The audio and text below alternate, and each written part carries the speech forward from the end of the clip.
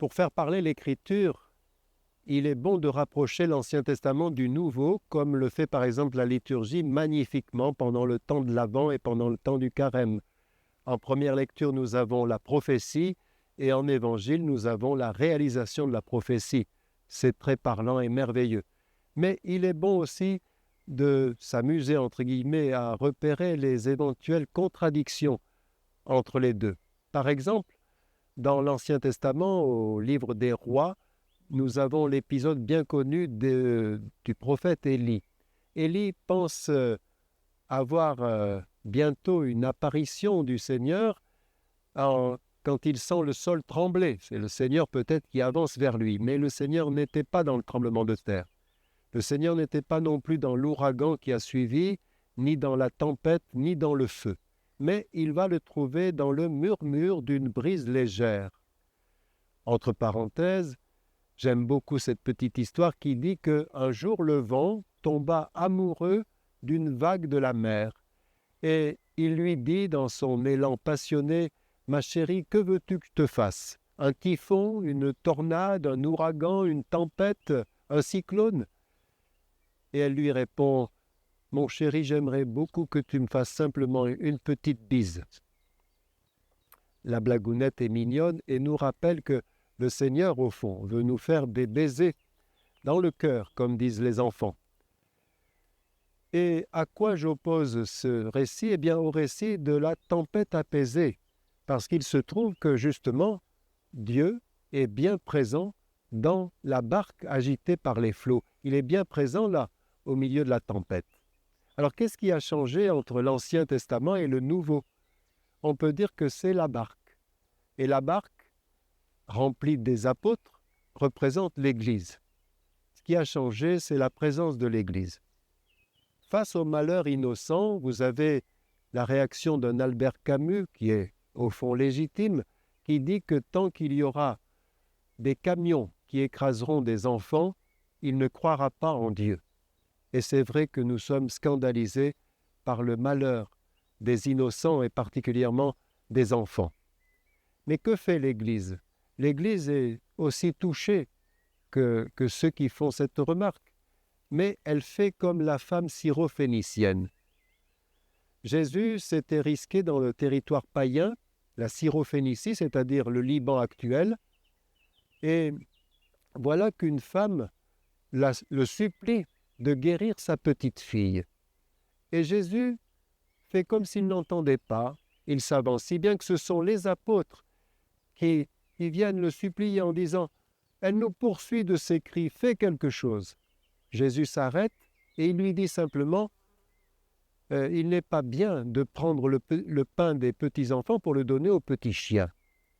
Elle ne se laisse pas démonter et elle dit « Oui, Seigneur, mais les petits chiens mangent les miettes qui tombent de la table des enfants. » Et Jésus éclate de joie en disant « Jamais je n'ai trouvé une telle foi en Israël. Va, ta fille est sauvée. » Elle représente bien l'Église, cette femme, qui ne se fatigue pas de supplier, d'intercéder. Par exemple, par la prière des psaumes. Les consacrés, nous avons 5 offices à célébrer chaque jour. Dans les monastères, ils en ont un peu plus et plus développés. Regardez les psaumes. Il y a souvent ces cris de détresse. « Pourquoi, Seigneur, restes-tu silencieux? Seigneur, prends-nous en pitié. Seigneur, viens à notre secours. À nos dépens, tu leur montreras ta sainteté. À leurs dépens, montre-nous ta grandeur. » etc., etc.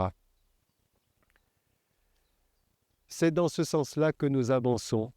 Alors je vais vous raconter maintenant un témoignage. Il faut d'abord se dire que vis-à-vis de la souffrance, nous ne sommes pas égaux. Aucune souffrance ne se compare. Et ce qui paraît broutille pour quelqu'un peut être un grand malheur pour un autre. Voilà ce dont il s'agit. Une jeune femme avait demandé à l'Église, par courrier, d'être débaptisée.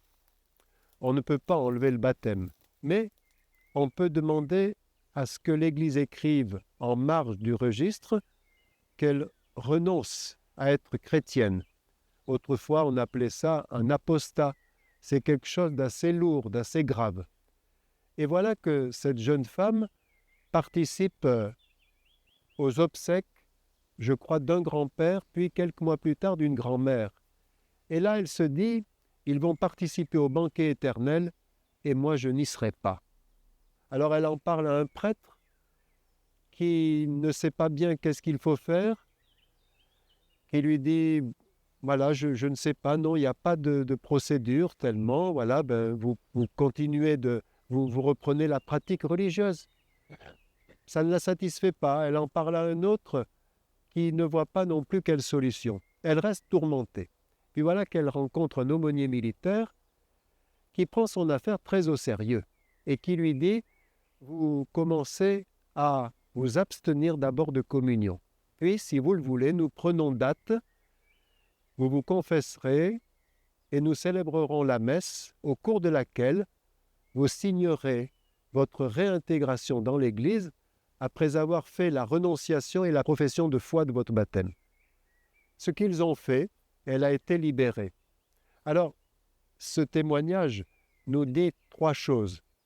Premièrement, notre vie intime spirituelle a quelque chose à voir avec l'institution ecclésiale. La preuve, c'est qu'elle a éprouvé le besoin de demander à l'Église d'être débaptisée, et quand elle a voulu être réintégrée, elle ne s'est pas sentie réintégrée tant qu'il n'y a pas eu une démarche officielle.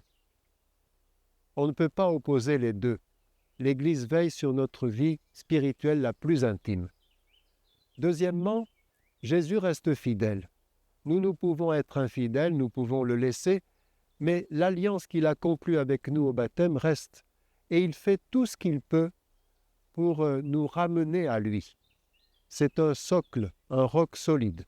Et troisièmement, ce qui est important aussi, c'est que ce qui a touché mon ami aumônier militaire, c'est que ce qui était resté intact dans sa vie à elle, c'était la vie éternelle. Et quand elle est allée à l'enterrement de sa grand-mère, elle a pensé à ça.